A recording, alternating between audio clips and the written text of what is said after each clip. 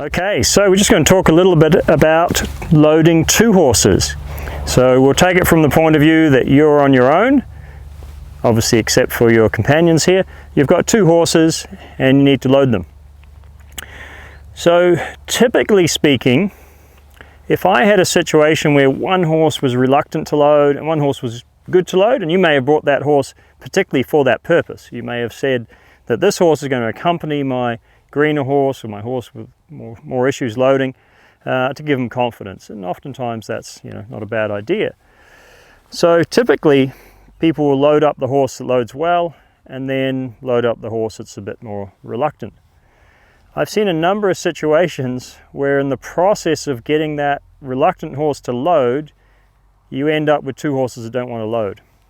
So if there's a lot of banging and crashing and all these type of things going on, and you need to spend some time getting this horse to get up there, that could affect the other one, the one that you're using as the bait, so to speak. So I do it a little bit differently. I have a horse here that took me a long time before I could get to loading him. He wasn't so keen on it all, and he requires maintenance. So every so often, we've just recently had a really long trip. It took us a couple of days to get to where we were going, a couple of days to get back again. So I'm now in the process of going, right now I know I need to do some maintenance with him, which would be, spend a few sessions with him, just getting him back to where he was, because guess what? Traveling often puts them off. So he'd be my reluctant horse. Now I wouldn't expect this to be dramatic, but he's my reluctant horse. So if you picture this scenario, I'm going to spend time loading the reluctant horse on and off, getting them going until finally they look good.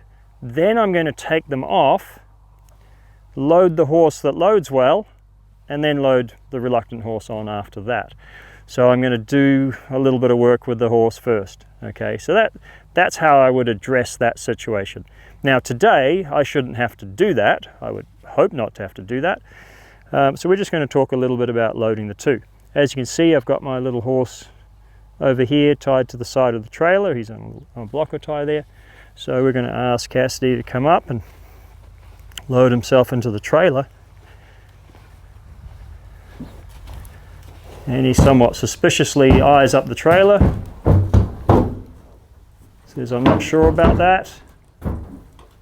Is it going to be okay? So from here, I would say, come on off, my friend. You're okay, come on off. So you can see he didn't go right the way up there. The horse that you see me working with mostly, Apollo, he's a longer horse than this, so it gives you an idea just how far they can go. So I'll do a little something here, a little bit over here. And he's looking at his buddy. No, it's not about your buddy. Oh, took the plunge there, he took the step, okay.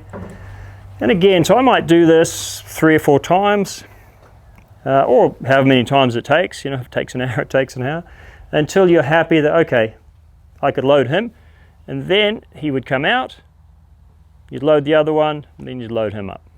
Okay, that's how that'll go. Okay, so having worked with the horse that is going to be more reluctant, we'll go to a horse that we feel is going to load well and be a good influence. We'll pop him on.